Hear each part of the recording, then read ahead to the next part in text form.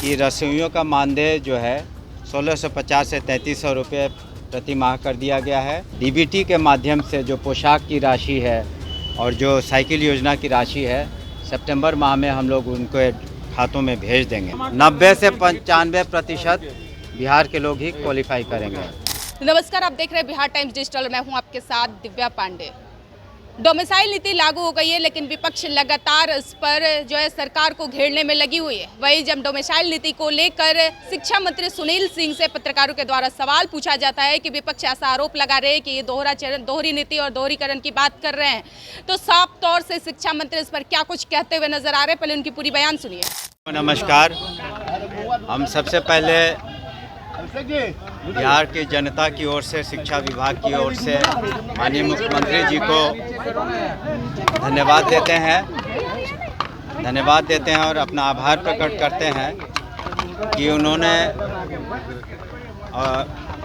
कल ऐसी नीति को निर्धारण किया है कि जिससे अब जो है बिहार के छात्र छात्राएं करीब 90% से ऊपर अब क्वालिफाई कर पाएंगे TRE 4 में, और हमें उम्मीद है कि इसका फ़ायदा छात्र छात्राओं को मिलेगा। जो कैबिनेट ने कल निर्णय लिए हैं उससे मात्र 12-13% सभी लोग उसमें, अन्य लोग भी पार्टिसिपेट कर पाएंगे राज्यों के, जिसमें से बिहार के भी काफ़ी छात्र छात्रा आएंगे। तो हमें पूरी उम्मीद है कि 90 से 95% के बीच में बिहार के ही जो अभ्यर्थी हैं क्वालिफाई करेंगे। इसके अलावा हम उन्हें इसलिए भी धन्यवाद देना चाहते हैं कि रसोइयों का मानदेय जो है 1650 से 3300 रुपये प्रति माह कर दिया गया है।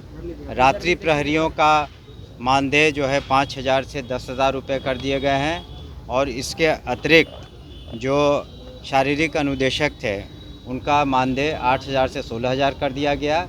और कैबिनेट ने यह भी निर्णय लिया है कि सभी अर्हताओं को पूरा करते हुए सभी छात्र छात्राओं को डीबीटी के माध्यम से जो पोशाक की राशि है और जो साइकिल योजना की राशि है सितंबर माह में हम लोग उनको खातों में भेज देंगे, ताकि उनका पढ़ाई सुचारू रूप से चल सके। और जहाँ तक स्थानांतरण का प्रश्न है, आप लोग पूछ रहे थे, तो हम लोगों ने काफ़ी जो उदार नीति लागू की है, और एक ग्रीवेंस पोर्टल है, जिनकी जो भी शिकायतें हैं उस पोर्टल पर डाल सकते हैं, और आने वाले समय में उसका भी हम लोग यथासंभव निराकरण करेंगे। लेकिन ये भी मान के चलें कि दूर दराज के भी ऐसे हमारे विद्यालय हैं या क्षेत्र में जहाँ उस क्षेत्र के कम लोग क्वालिफाई किए हैं शिक्षक या शिक्षिकाओं का, तो वहाँ भी पढ़ाई कराना अनिवार्य है।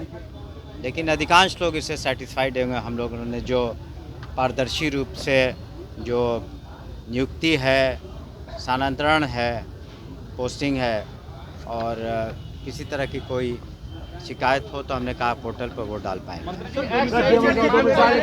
डोमिसाइल नीति को लेकर के सवाल भी विपक्ष उठा रहे हैं कि जो 40% का क्राइटेरिया रखा गया हाई स्कूल और इंटर जो बिहार से पढ़े हुए हैं, उसको लेकर के दोहरी नीति नहीं, दोहरी नीति नहीं, ये व्यापक नीति है और बहुत ही उदार नीति है। और हमने कहा कि जब रिजल्ट आने दीजिए, 90 से 95%, 87-88% तो अभी बिहार के लोगों के लिए है, और बाकियों में और भी बिहार के लोग क्वालिफाई करेंगे। तो 90 से 95%, 90 से 95% बिहार के लोग ही क्वालिफाई करेंगे। को लेकर कल सड़कों पर नहीं, देखिए, जो हम लोग, ठीक है, हम लोग उसको देखेंगे, लेकिन हम लोग यथासंभव व्यापक और उदार नीति लाए हैं जिससे अधिकांश लोग लाभान्वित हों। आप देखेंगे कि BPSC के माध्यम से 2.5 लाख शिक्षक नियुक्त हुए। अब शिक्षा विभाग में करीब 6 लाख शिक्षक हैं। अगर जोड़ लिया जाए जो पूर्व के जो पंचायती राज व्यवस्था से जो शिक्षक बने और उन्हें सरकारी कर्मी का दर्जा दिया गया, और अन्य विभागों को, पुलिस विभाग को लेकर के अगर समेत जोड़ लिया जाए तो 9.5 लाख से ज़्यादा सरकारी नौकरियां दी गई हैं।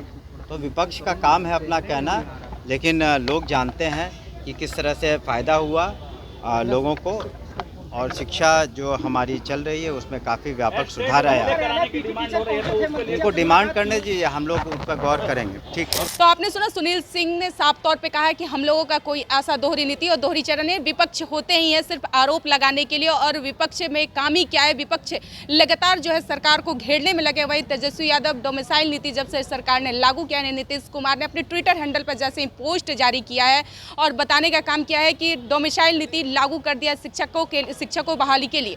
इसको लेकर लगातार तेजस्वी यादव सरकार को घेरने में लगे हैं। वहीं सरकार के तरफ से बयान निकल के आ रहा है कि हम लोगों का ये शुरू से मुद्दा था और 2005 के पहले की भी लगातार जिक्र हो रही थी, और लगातार नीतीश कुमार ने अपने पोस्ट के माध्यम से विपक्ष को घेरने में लगे हुए थे।